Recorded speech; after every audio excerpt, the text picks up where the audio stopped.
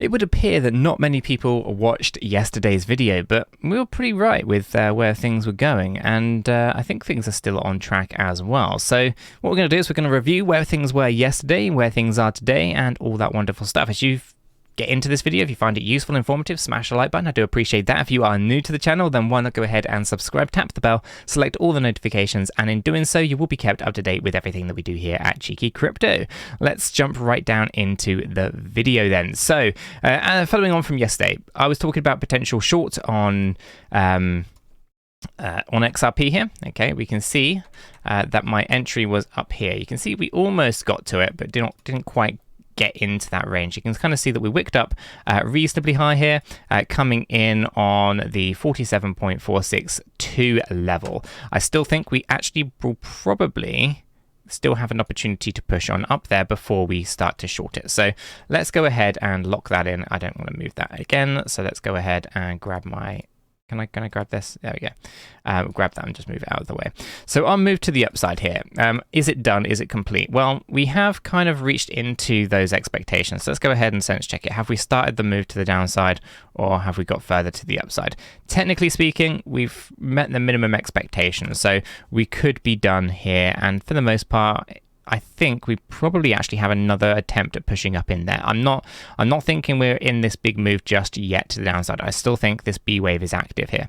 Okay, so I think we've got some potential. Let's go ahead and sense check this out a little bit. So we have a move here, we come down, we've moved up. Okay, so we have a three-wave structure here. We kind of see a three-wave structure to the downside. We kind of see a three-wave structure to the upside. We kind of see a bit of a move to the downside at the moment. Stochastic RSI is in a goodish position. I still think we can push up, probably look for a double top.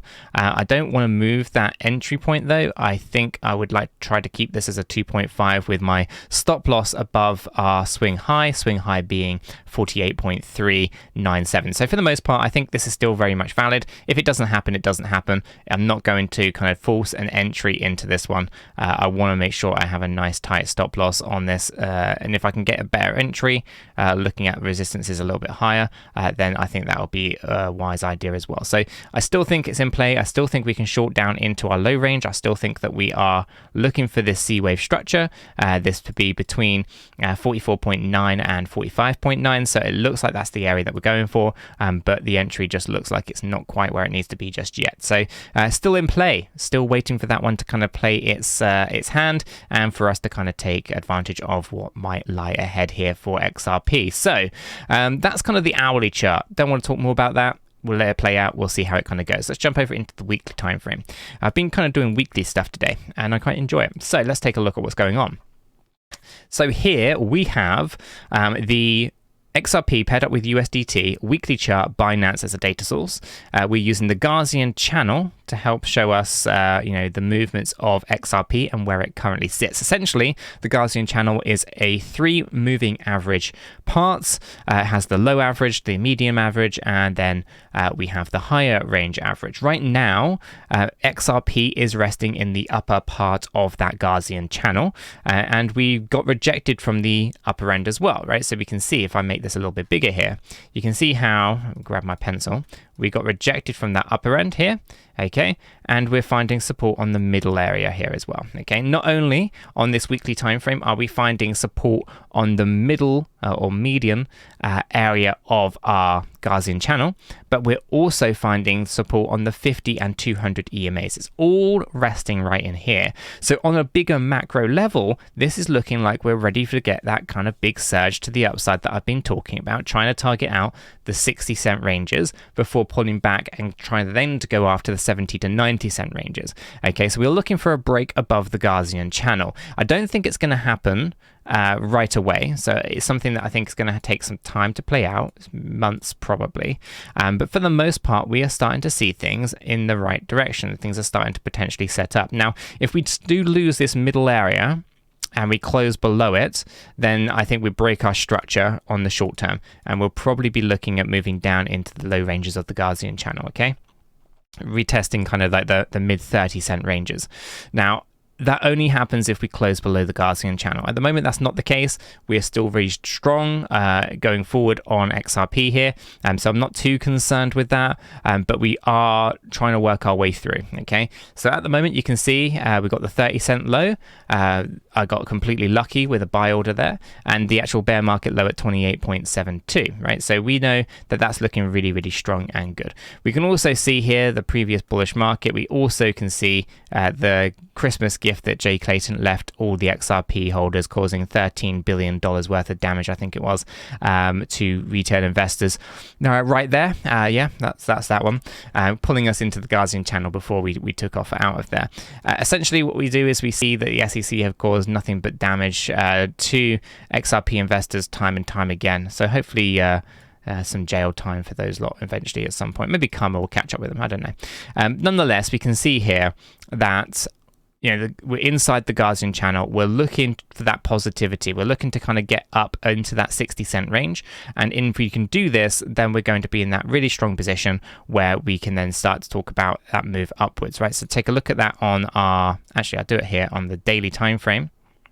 Okay, we're looking for this move up here, right, where we're talking about 61 to 66 cent. Then we'll correct down before we go after the 79 to 93 cent. So all of those are looking really good. Now, as you can see, the Gaussian channel on the daily is not as effective as it is on the weekly. It gets very, very choppy. But for the most part, we're still in a green Gaussian channel here, and we will be looking for that move upwards. You can kind of see that we're still within it. We haven't broken down below it or anything like that. Again, looking reasonably strong. Now, it's possible that we do just move down briefly on this daily time frame, a little bit lower than that Gaussian channel before we break up, as you can see here, in here, and over here.